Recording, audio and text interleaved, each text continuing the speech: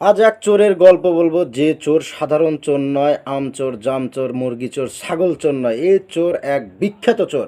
সোনার বাংলা যদি বিক্রি করে দেওয়া যাইতো তাহলে এই সোনার দেশ বেচেই চলে যেত লন্ডনে, নয় আমেরিকা, নয় মালয়েশিয়া, নয় কুয়েত, নয় জাপান। কিন্তু এই চোর কি করছে? চোর বিসিএস এর মতো পরীক্ষায় প্রশ্ন ফাঁস করে কুলি থেকে কামিয়েছে কোটি কোটি টাকা। একজন মানুষ ৮ বছর বয়সে তার গ্রাম ছেড়ে ঢাকা শহরে গিয়ে রাস্তাঘাটে ঘুম পেরে কুলিগিরি করে ১ টাকা কামাই করে সে নাকি ৫০ টাকা চালান নিয়ে ব্যবসা শুরু করে সে নাকি কোটি কোটি টাকার মালিক। একজন ড্রাইভার, একজন কুলি থেকে ড্রাইভার, সেই ড্রাইভার থেকে বিসিএস এর মতো পরীক্ষার প্রশ্ন ফাঁস। শুধু তাই নয়, অন্তত ৩০টা পরীক্ষার প্রশ্ন ফাঁস করে হয়েছেন কুলি থেকে কোটি কোটি টাকার সম্পদের পাহাড় গড়েছে এই আবেদ আলী চোর। এই আবেদ আলী চোরের মতো লোক যদি এই বাংলাদেশে থাকে তাহলে এই দেশে উন্নয়ন নয়, এই দেশটা বিক্রি করে তারা যে কোনো দেশে, London, America, Thailand, Japan, Nepal, Bhutan, Canada, যে কোনো দেশে তারা পাড়ি দিতে পারে। এই চোরদের কি করতে হবে? এই চোরদের সাধারণ জনগণের সামনে তাদের কাঁচা বাঁশ বড় বড় কাইটে কুঞ্চি দিয়ে খালি একবারে পাশায় থেকে একবারে আগা পর্যন্ত বাইরে তুলে তুলে করে দেওয়া লাগবে। এদেরকে জনগণের সামনে প্রকাশ্যে এদেরকে একদম ফাঁসি দিয়ে এদের মারতে হবে, না হলে এই বাংলাদেশে আরও এই প্রশ্ন ফাঁসের ঘটনা আরও ঘটতে থাকবে। তো আবেদ আলী চোর, তার যে দান খয়রাত, তার নামাজের ছবি দেখলাম, গাড়ির ভিতর সেজদার ছবি, মানে একজন মুখোশধারী শয়তান। সেই শয়তানরাই কিন্তু এইগুলো করে। রিয়েল মুসলিম তাদের কিন্তু কোনো দোষ নেই, তারা কিন্তু ঠিকই ইবাদত করে, কিন্তু তারা ভালো মানুষ সাজার জন্য প্রকাশ্যে আসতে তারা কিন্তু এই ধরনের ছদ্মবেশ তারা তৈরি করে। শেষ পর্যন্ত আমাদের যে মুসলমানের একটা ধর্ম, সেই ধর্ম তারা নষ্ট করে। তো এই চোররা যায় চুরি করার জন্য, চুরি করে শেষ পর্যন্ত ভালো মানুষ সাজতে তারা মসজিদ, মাদ্রাসা এরকমভাবে চলে যায়। সেখানে সাদা পাঞ্জাবি টুপি পরে তারা দেখায় যে I am a good boy, I am a good person, I am a good better বয়।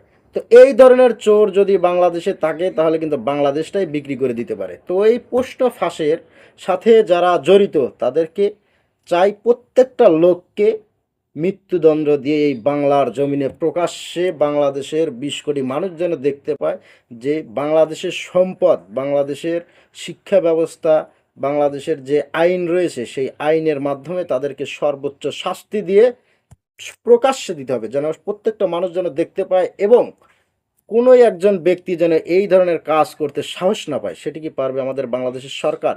আমরা সাধারণ নাগরিক হয়ে আমাদের চাওয়া এই আবেদ আলী চোরের মতো লোক যেন আর এই বাংলার ঘরে যেন জন্ম না নেয়। একজন সাধারণ ড্রাইভার যদি প্রশ্ন ফাঁসে জড়িত থাকে তাহলে বাংলাদেশের আরও কত বড় বড় লোক এই প্রশ্ন ফাঁসে জড়িত রয়েছে, তাদেরকে প্রকাশ্যে আনতে হবে, প্রকাশ্যে তাদেরকে ফাঁসি দিতে হবে।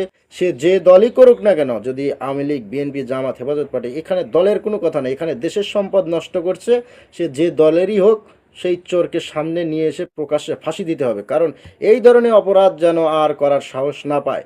তো আবেদ আলী কাক্কুস তিনি কিন্তু নির্বাচনও করতে চেয়েছিলেন, তার এলাকায় কিন্তু ত্রাণ যাকে বলা হয়ে থাকে অনুদান, সেগুলো কিন্তু তিনি প্রকাশ্যে দিয়েছেন, কারণ তাকে তো নির্বাচন করতে হবে, তাকে ভালো মানুষ সাজতে হবে।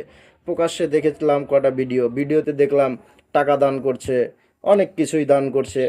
তো এই যে দানের মাধ্যমে তিনি একটা এলাকায় নির্বাচন করার একটা পরিকল্পনা শুরু করেছিল। যদি নির্বাচনটা করতো তাহলে কি করতো? প্রশ্ন তো ফাঁস করে কুলি থেকে কোটি কোটি টাকা কামাই করেছে।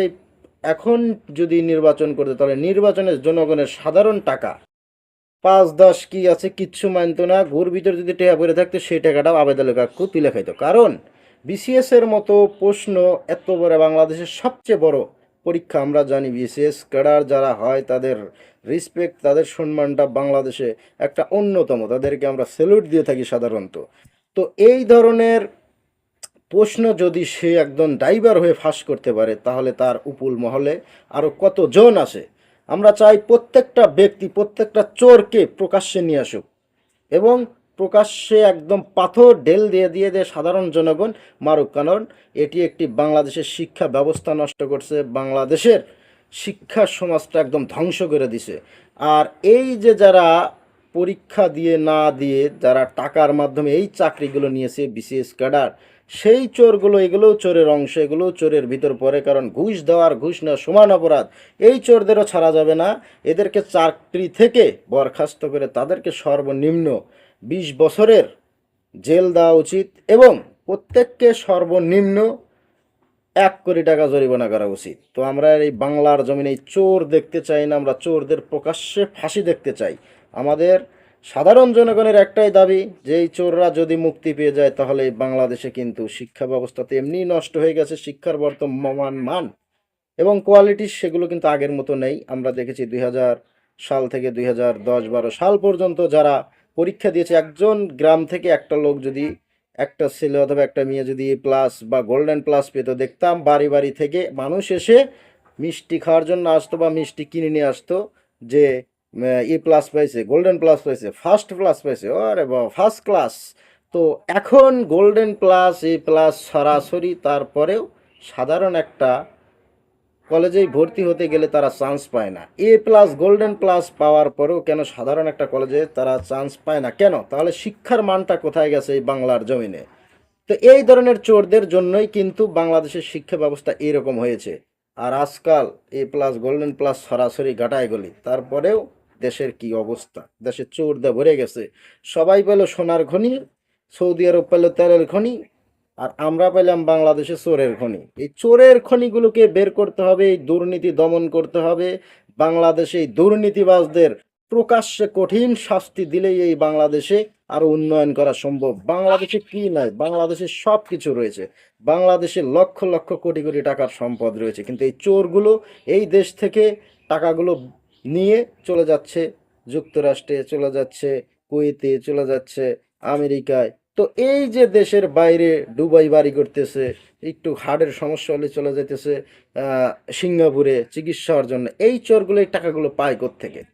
প্রত্যেকটা নাগরিকের তার কি প্রথম পর্যায়ে তার কি ক্যারেক্টার বা তার কত সম্পদের মালিক, সে কিভাবে এত তাড়াতাড়ি এই পর্যায়ে এলো, প্রত্যেকটা মানুষের তদন্ত করা দরকার দুদকের। এবং এই তদন্তই শেষ নয়, এই তদন্ত করে প্রত্যেকটা মানুষকে প্রকাশ্যে নিয়ে এসে যাদের অবৈধ টাকা ইনকাম রয়েছে তাদেরকে প্রকাশ্যে ফাঁসি দেওয়া।